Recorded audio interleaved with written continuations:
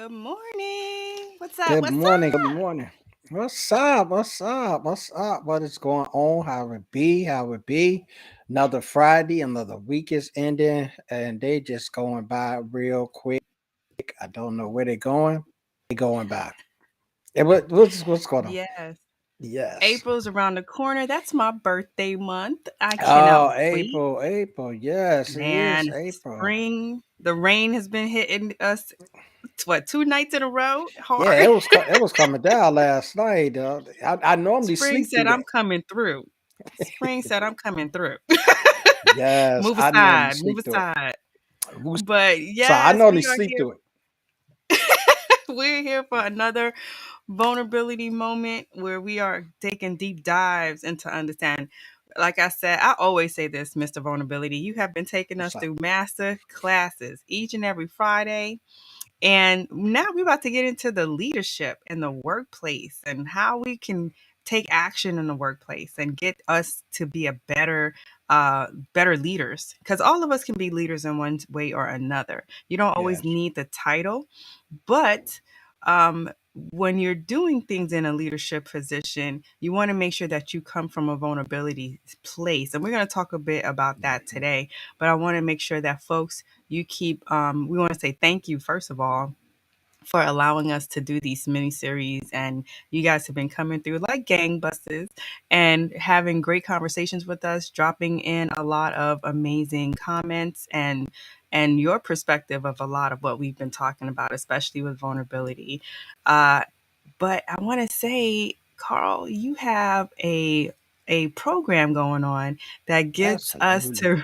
to to really dig deep into it. Can you talk a bit about that program for a second? Yeah, it's the VTP, I call it, the Vulnerability Transformation Program. It is a 4 week intensive where I take you through four amazing steps. Yes, we cover a step a week. But in the intensive that I got my foundation, the CT4 that we work through on that. And we get you to understand how powerful, first and foremost, your story is, embracing your story, being authentic in it, and we show you and train you and teach you how to practice vulnerability. There's a practice to it that I think a lot of us miss the mark on and we don't get a clear understanding. But there's a practice to being vulnerable and presenting yourself vulnerable and creating and cultivating those connections and relationships through being vulnerable. So we teach you how to do that. No, not oversharing. No, not telling all your business. No, we definitely get the clarity out the way, but we have you to do that so you can be that better leader, that better understander. That even if that's just better co-worker. I'm dealing with the leaders, and we're talking about it in the workplace today.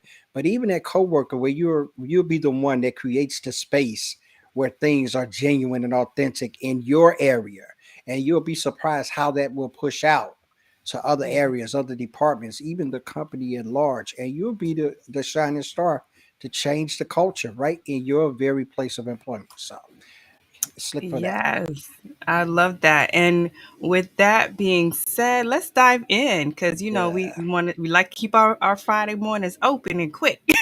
Yes, yes, but let's get it in. but what we have is you have something that says being vulnerable is the same as being open is the same as being vulnerable, or isn't. Isn't. What is that to you? How why is that a myth buster for you? Well, it's a myth buster. It's a myth buster to me because a lot of people think that I'm open. I'm sharing my feelings. I'm able to um, I'm able to communicate how I feel, what's going on with me, the dynamic in which I am in, and those kind of things. A lot of people forsake that for being open because there are a lot of people that know how to communicate. They know how to communicate circumstances, situations. They know how to articulate it very well. They can speak to you about things and stuff that's going on or what have you, but that's not the same as being vulnerable. A lot of people cross those two paths. It used to be like when I was growing up, I was kind of quiet. And people say you got to watch those quiet ones, but I really wasn't quiet. I just didn't talk in all situations. So I was able to articulate in any place I wanted to. I just didn't feel like talking all the time. So people would always give me that quiet moniker because I didn't say a lot around certain people. That's just how I felt like being. So it's the same with being open. We think that by we being open, our openness to talk about things make us vulnerable. That could be nothing farther from the truth. Our openness to talk about things is just our understanding of those particular things we want to talk about. So being vulnerable is talking about those things and open yourself up to those things that are feelings that press within you, that they kind of like guide you and kind of like sing you out. And those are the places of where you don't want anybody behind there. So when you get that miscommunication of, oh, girl, I'm open book. Yeah, beware of that. They may be an open book to the chapters they want you to read, but they're not an open book to the chapters that need to delve into so you can get that connection and find yourself in a greater, stronger, deeper relationship. Yes, because you'll see people saying, "Oh, we're friends," and this is from the workplace point of view. We're friends. We're always connecting, but then when you really sit down into a conversation, a lot of times it's really fluff.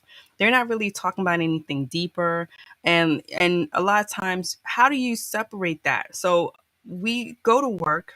Mhm. There's things that we want to say to work at work, and there's things that we say, it's just too personal, it's private.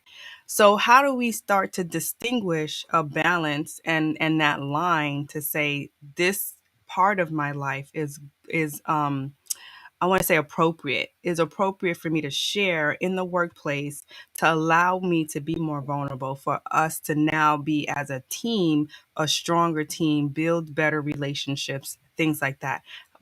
How do we draw that line? It's very simple, and I guess I could say it's very simple, and it's not discounting anyone's understanding. It's simple to the point that if you're sharing it and you're uncomfortable with sharing it, or you feel some kind of way with sharing it, more than likely that's not nothing to share. When you think about vulnerability, it's what moves the situation, circumstance, individual forward. Vulnerability comes with me sharing a failure and how I succeeded or overcame it.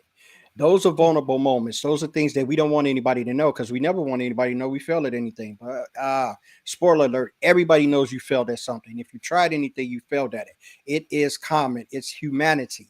So I don't know why we continue as a human, as humanity, to try to hide that. You can't hide that. And I hear some people say, well, I don't deal with vulnerability.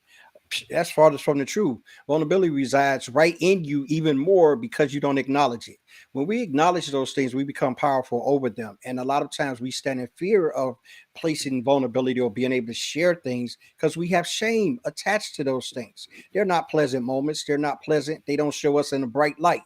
But the power of it is everyone is under that same microscope. It's just how you articulate that, how you share that, and what's the message behind that. Me as a leader, I can share that I failed to get to this point. It's already evident that I'm your leader, so there's been some triumphs along the way. Why not share those failures, share those triumphs, let others see how you overcame, and then that becomes the power of vulnerability. But a lot of times we look at it, oh, the first thing we jump to is the negative. Oh, I got to share, I was a crack baby. Or I got to share that I was an alcoholic. Yeah, that may be who you were. You've overcome that. But that's not necessarily who needs to hear that in that moment. It's also intentional. And I said that a lot of times, and I say that in my training.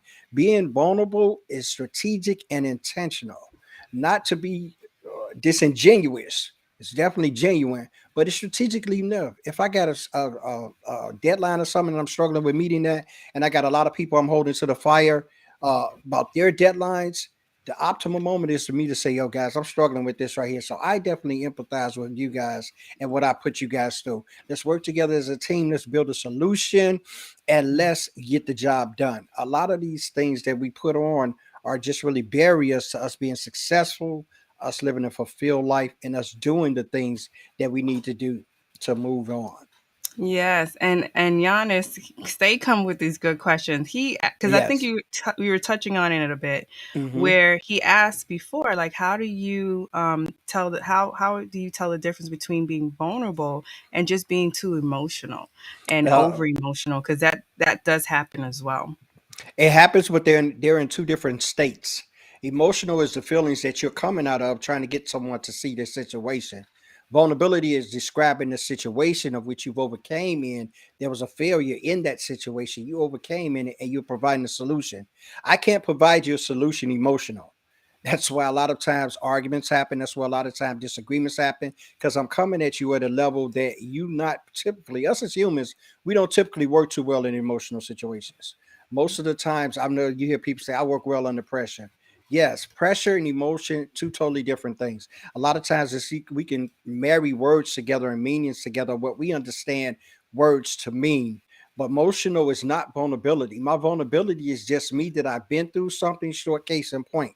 I've been through something, I failed at something, something I did moved me out of my comfort zone. But this is what I did to get comfortable in it. This is what I did to overcome it. And if that works for you, you might want to try it too. This is where we become vulnerable. This is where vulnerability empowers others. And as a leader, you typically have that power because you give space to those who may not be as strong as you, may not understand situations like you, and may not even work on the level that you or understand. So if you Mhm. create that safe space, psychological space that they call it, you'll be able to have more creativity, you'll be able to have more innovation, and you'll have people feeling that they're empowered in the place that they employ themselves. So it's a great question, Giannis. I appreciate you for asking. Yes, and we have so many awesome comments coming in, and I'm gonna get to Dan's comment because I always think that too. But Oh, when it comes to emotion, I know a lot of times people also use emotions to overpower conversations, to distract. And for me, once I see a situation is including too much emotion, people are being extra, and I say extra because they are refusing to take a step back from their emotions and deal with the situation. They're putting everything into a blender, and now all of us now need to be in this whirlwind of confusion. And that's why I say when you're emotional, you can't think straight. It's just all over the place. And Joseph yeah. says it. At times, emotional decisions bring out disastrous events, which is true. And I wanted to bring in Dan to because I think all of this comes together. Do you need to cry to be vulnerable? And I think no, because to me, the tears get in the way a lot of times. And are the tears real? Are these genuine emotions that you're feeling? And where do the tears bring you at the end? Because now, when you're being vulnerable, like Carl said, you're telling your story about those situations that brought you to tears, those events that brought you to certain emotions that you had to get into and understand. And we talked a little bit about understanding the emotional aspect of your journey. So you can now tell your story, which is you being vulnerable enough to tell your story. Can you talk a little bit about the crying and how does that work with being vulnerable? I slipped something in there to the comment section that Dan will probably appreciate. When we talk about certain ones, it's a manifestation of the experience. A lot of Mm, times we experience things, not a lot of times, all the times. Everybody don't experience things the same. And so we a lot of times discount that or what they came up with the term crocodile tears because some people are able to cry at the drop of a hat. But most of the right. time when you see people expressing things on the emotional side of what they've been through, that's tied to a trauma and it's tied to the experience. So sometimes that evokes that emotion in them to say that. That does not discount that they're being vulnerable and sharing. And it does not discount that what they're sharing is not ingenuous. Most of the time it really is, but it's something where most addicts or people that's addicted to things would say would be their trigger. And Carla can pretty much understand what I'm talking about with that. When a lot of times when you delve into a place that you probably capped off, and what I mean by capped off, caged in those feelings, suppressed those feelings, never discussed those circumstances or situations. You never talked to anybody about them. They're in a dark Mhm. place for which you thought they could hide. But a lot of times, instances come up, circumstances come up, people say things, or even you put in the same situation that reoccurs that, and it brings that back up. The emotional release we have is a lot of time of crying. Crying releases the stress and the pressure of those situations. So, yes, not all the time everybody cries with that. I can tell you my story and it don't move me in that manner because I've been bold in it, I've stepped in it, I've walked in it, and now it's Mhm. a part of who I am and I embrace it. A lot of times when you feel that or you see those crying, they're still dealing with that. They haven't really came to a point of that is a past to them. A lot of times those hurts are just very present as soon as someone opened their door. So that's the connection with that and the crying. And yes, Tara cries because Tara hearts. He's like that, and we know who Tara is. She cries because her heart feels those situations and those experiences, but they're just as true as yours and mine, just the same. And that all brings us into the first way to start implementing vulnerability in the workplace is Yeah. acknowledging your own feelings and Hmm. practice sharing them. But you still have to have that moment to separate when you're being emotional about something and when you're actually going through the experience and trying to break it down and tell someone this is how this is how I felt, this is what it did, those type of things. This is how I, and you said this is how I overcame. So, can you tell us from your perspective what how is it that we can acknowledge our feelings and start sharing them or get used to sharing them? You just acknowledge how you feel in the situations. That's a big part of my CT for circumstances. What space am I in? Acknowledge that. Because a lot of times we have things that pressurize us, and our first mental thought is to not talk about it, Hmm. try to hide it. I remember my mom's a CPA. First thing you should say if the IRS asks you for an audit, answer, right? The first thing we want to do, and anybody that deal with the IRS, the first thing we have is that fear of if I don't respond, it'll go away. Man, that's that's farthest from the truth.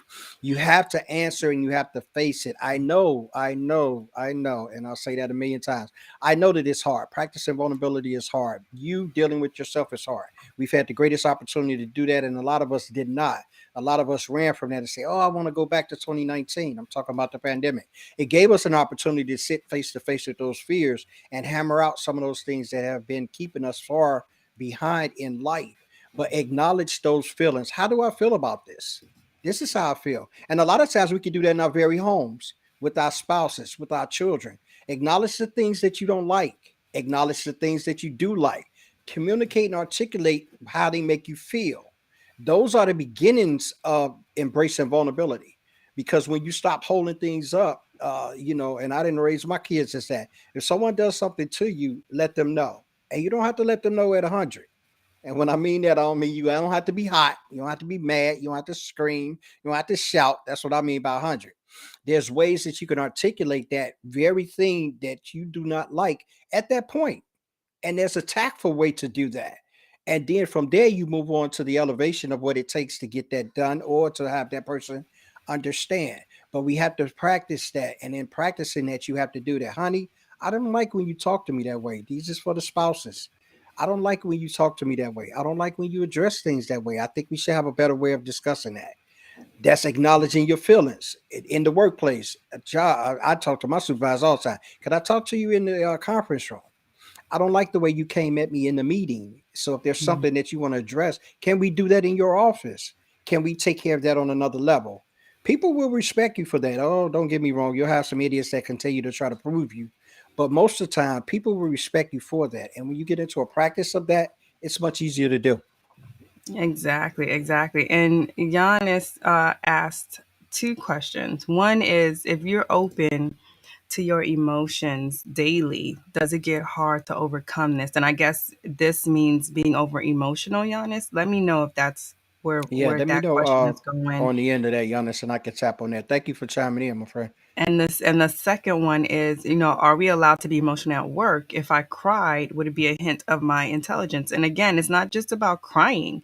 Emotions can be a gambit of things, and vulnerability is really you expressing how you made it through those emotional times, those emotional moments that could have broken you, or are you struggling with something? Because a lot of times when we struggle, some people go through struggle and they're angry about it, they're frustrated, and it comes out in explosive ways too. So that's another way to be emotional at work, but you don't want to. You want to balance out, how are you dealing with your feelings, how are you dealing with situations that are causing you to be triggered or feel a certain way. And with that, you want to be able to have the intelligence on knowing how to express yourself. And you crying doesn't mean that you have a hint of intelligence. That might mean that you still need to get some work through on how to express yourself to others, because there's people, I'm one of them sometimes, when you're just a ball of tears, I shut down. Other Mhm. people shut down. They just tune that out because that's just such an overload, and there's nothing to do with tears. Like we can't help you if you're just crying and we don't know what the issues are, or if people are helping you and they're guiding you and you're just breaking down every 2 seconds saying, you know, you don't know, it's frustrating, you can't get it. It's like take your time, and we get into that as well, where you ask questions that are going to spark a deeper conversation. So you just being emotional is not helping. But if you're actually going to start asking questions and you're going to have people be able to engage with you into under and unraveling and uncovering a lot of what's happening at the office, or what's happening during your work time, because sometimes we're not in the office, we might be traveling with our peers, something else might be going on, but you want to be able to start asking those type of questions so you can get to the root of what's going on, what's really happening in the workplace. Yeah, most definitely, because you have to ask those questions that spark that, because a lot of times us as leaders, we're so gun-ho, and especially in the field that I'm in legal, everything is about answers. So there's no connection there with emotional, there's no connection there with empathy, sympathy. We just want the answers. We want to be able to clarify what's needed, and we want to be able to have solutions with that, where a lot of times it's not that straightforward. So in asking the correct questions as leadership, this is your awareness. Awareness comes from being vulnerable. All of these things tie in, and Carla can kind of back me up on this. A lot of this tie in with the psychological, right? If I'm able to ask you questions that have you give me a deeper response, me as a leader, I'm better equipped to work with you and lead you.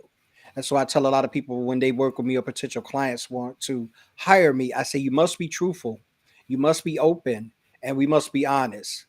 Other than that, I can't help you.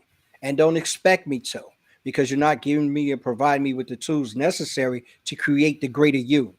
And in essence of that, you'll continue to perpetuate the problem, the issue, whatever you want to tag to it. You'll continue to live in that because you haven't found it in yourself to say, this is what's going on.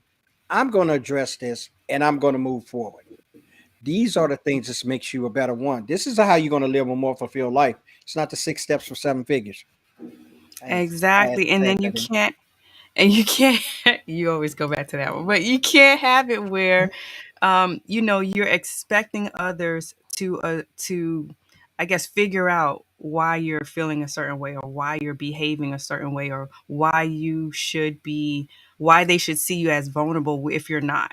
You can't Mhm. expect people to read your mind. And we do that a lot in the workplace because we're not, either we're not sure, or we just don't want to, and we're figuring out how do we get people to understand where we're coming from. But you got to share that. You got to tell us if people are asking you, hey, what's going on? Is everything okay? Sometimes people ask you because they might see maybe your performance is dipping, maybe you coming into work, your facial expressions might be giving it away, maybe your body is tense around people. So you might get some who ask you, hey, are you okay? What's going on? And don't give them the typical, everything's cool, I'm all right, I'm good. And then you're walking around stomping around in the office all day. Like that brings tension to the team. So once you start hearing the responses from these questions that people are asking, you want to be able to take those in and start making the changes based on what you're hearing, not what you assume. Because some people want to read between lines. No, there's no lines to be read between. If they Not at people are all. giving you answers, take those answers for what they are, based on the good questions that you're asking, and then start making those changes. Start implementing those changes around the workplace so you can really get that going and moving. What are your thoughts on making those changes? You have to make those changes. And us as leadership, we have the capacity to. Uh, as you as a leader and you in the workplace, it is your responsibility to give those that you're leading the information, the tools, the resources to perform. Now, when we look at that, a lot of times we think of there's things that the company don't provide. No, the company has provided you. And in the essence of providing you, they've gotten a director. It's like a train. Yeah. Whatever transportation station that you live in your city, they provided the trains. But that that organization, that corporation had to provide those who utilize it, those who work it, those who run it. And that's what you are as a leader. though you count on a lot of times for the corporation to give you those boundaries and those results and those resources to encompass how you get a job done, you are ultimately responsible for those that you lead.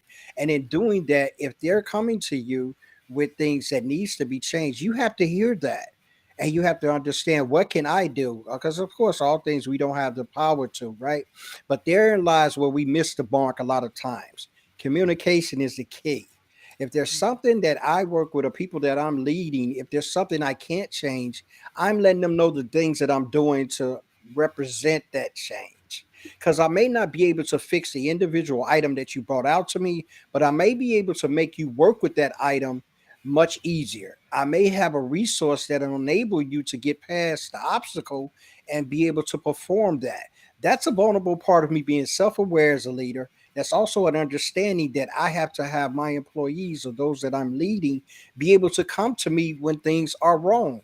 Because for bottom line times, the bottom line do fall on us as leaders. They do. And it's no with understanding that. We have to answer those hard questions. But how do we get those answers? We go to the ones that's under us and we get those answers. And how you get those, you correlate that relationship where they feel confident and empowered in telling you that. A lot of times we have this disconnect between leadership and those we lead because there's just simply not any communication, or there's communications with the wrong ones, i.e., clicks, favorites, those that are not moving the processes along, but they're really distracting the value that's needed to be obtained from the ones that really are doing the work. So being vulnerable have you to be able to understand a lot of these things, spot things, be self-aware in things, share those things, share communication about those things. Then you'll be able to make the changes. Yes, you say, "Oh, I done told my boss this 100 times." Yes, the boss may not be listening, but what the boss has, or the manager, supervisor, whatever his title may be, they have a great opportunity to continue that in-depth relationship because they say, you know what, management won't allow me to do this, but what they will do, they'll let me order some extra of this, and maybe that'll lighten the load on that, and therefore we can work through it that way. And how about if you tell the rest of the team, this is what we're going to be doing from now on? Now, two things has happened with that, and I'll share quickly. You've got empowered from those that seeking your leadership. He said that he got confidence in you that, oh, I can go to them because I see they're going to do things for me. So what I'm going to do for you, I'm going to go back, I'm going to empower the team, and we're going to work harder. Now, who all wins? Everybody. See, these are the kind of things that management, leadership, and C suites included miss the mark on. We sit in high places elevated by work of others, and we think we don't have to keep that communication going. It's nothing but the truth, nothing further than the truth. And since you diving into the how what's going wrong with it, Mm, let's go into those conversations when yeah. vulnerability goes wrong. Many times we get defensive as Hmm. leaders. People get defensive saying or hearing that, yeah, your idea didn't work. Every time you're telling us to implement something, it's not going through, or a lot of your ideas fail in the workplace, or your communication skills are horrible.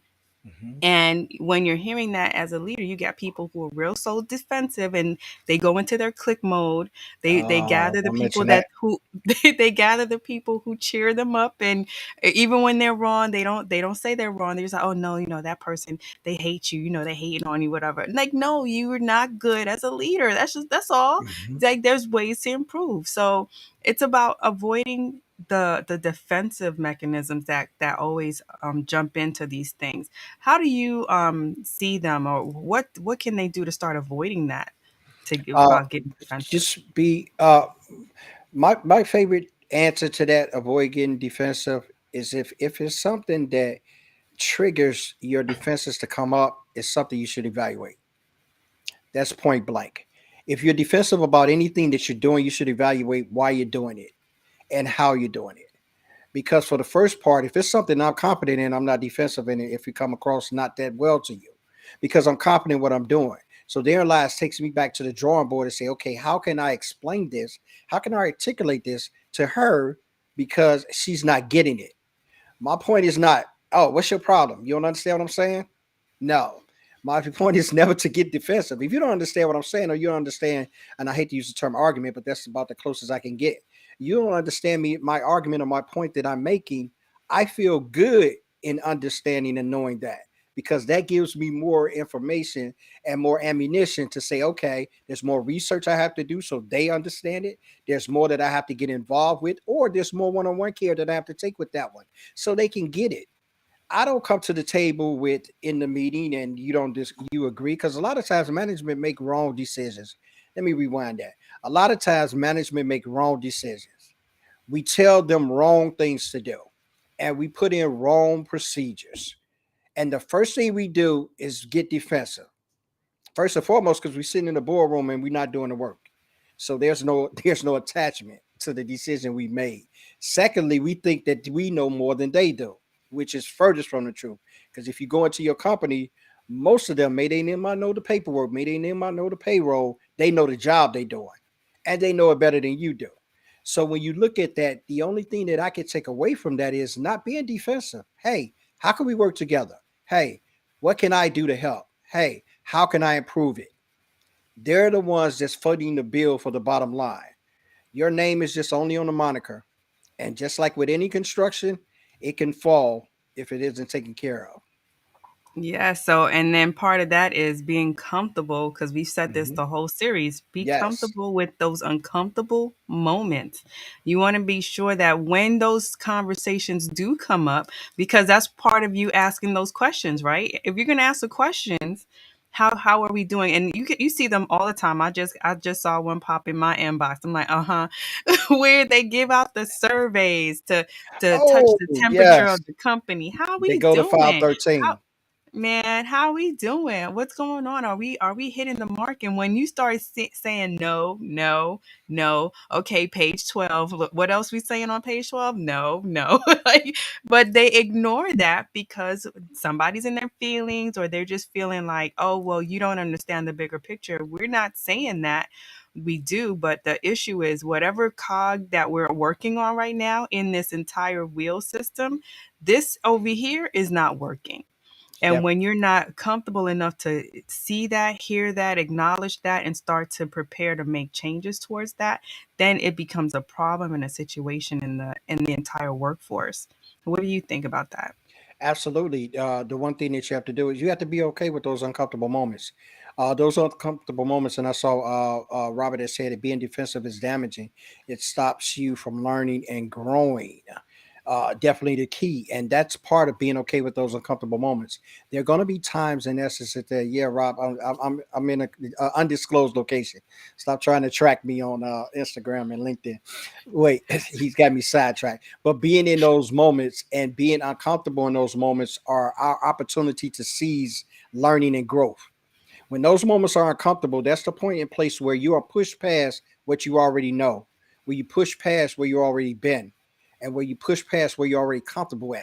So I love being uncomfortable because there are point in time that I am in a place where I can grow, mind could move, thoughts could take place. And these are the things that actively give us that creativity and that innovation to say, yo, I'm better than this. I'm greater than this. I can do more than this. And if we aren't pushed to those are the, that's why I love coaching, right? Coaching is more than a rah rah. Coaching is seeing the element of who you are and knowing that you can be better. Seeing that, putting that, what can I push? What button can I push? What knob can I turn? What channel can I get to make you see what I see? That is the objectivity of being a coach, driving that potential. And when you drive that potential, it's uncomfortable. And you have that opportunity as a leader to do that every single day that you're leading people. Don't go to work with this misgivenness of just saying that, oh, okay, I'm a supervisor, they report to me. Use it as an opportunity to grow and develop those that you're leading. And you'll see the results of it. You'll see the changes in their attitude. You'll see them want to take on the kind of things and responsibilities that you only dreamed they would have. All you have to do is try it. Yo, it's going to take time. You're going to have to be patient. It doesn't happen overnight. Everybody don't grab the feel good moments all at one time. But with a cultivation and a culture of moving toward that dynamic, man, you bring everybody along for the ride. And it's a lovely thing. Yes, yes. So, guys, like I said, he's been handing out these master classes all month. And Yeah. if you know that this is something you want to dive in deeper, or you know somebody who needs this conversation, they need to unwrap all those emotions that they're going through. They need to get into the depth of their story. Make sure that you head on over to carlshawnwatkins.com/VTP, because his program starts up every month. He's always doing something, always working with Always. amazing people to allow them to see that they're amazing. Because sometimes people are awesome, but they don't know that they're awesome. That's it. So, part of that is to bring you back into what you already mentioned. We got to be patient as we Hmm. go in, because it's a journey. This is not a 3 month thing or 4 week thing. This is an entire journey that you have to be prepared to be on. And once you start to do that, change doesn't come quickly. You have to be ready to be patient and seeing the changes. You're going to stumble along the way, but it's okay. Give yourself grace. I always say that, I say that with people too. If you cannot give yourself grace, it's hard for you to give that to other people. So Yeah. start to learn to give yourself grace, be patient with change, be patient with you unraveling your story and getting down into being vulnerable and not emotional. Yeah, definitely. Because you have to be patient with yourself. I read a post yesterday, somebody posted on it was sort of like a question. How long did it take you to walk? And when I first read it, of course, it kind of like not necessarily went over my head, but I think I read into it too much, right? But the simplicity was it was just asking you the question of patience. You didn't learn to walk overnight. So when you understand the question, then I was like, whoa. And then further down into the post, it starts talking about the business, the processes, the procedures, and what it takes to be successful. And I said, oh, okay, now I get it. How long did it take you to walk? That was that was a scroll stopper. That was a disruptor. I appreciate the person that wrote that. I don't remember the name, and that's very unquaint of me. But I appreciate the person that wrote that because it gave me an option to think about some things in my life. How long did it take you to walk? Does anybody chronicleize the time it take you from the crawl to the walk? How long that take? You can't. It's different for every individual. So in essence of that, there's a patient and a pattern to doing that. And you have to get that pattern go through. Nobody's crawling and getting up running. It's not gonna happen. I know these kids come out the womb knowing how to text and use the phone, but they ain't get, they ain't get some of these things that we gonna have to go through because nature say you got to go through. But that my point being that you have to be patient with yourself, and not only that, you have to be patient with those that you're leading as well. You got to create a culture of vulnerability. That's the first step in building an environment at the job. You as a leader have the opportunity to create that. We think as leaders all the time we have the opportunity to nag people, get on people's nerve, send emails. You know what I mean? We just we just really do it. I know I'm speaking truth. You could agree with Be me or you don't. keyboard gangsters. Yeah, you know what I mean? We had the opportunity to just make people life hell. That ain't why you're a leader.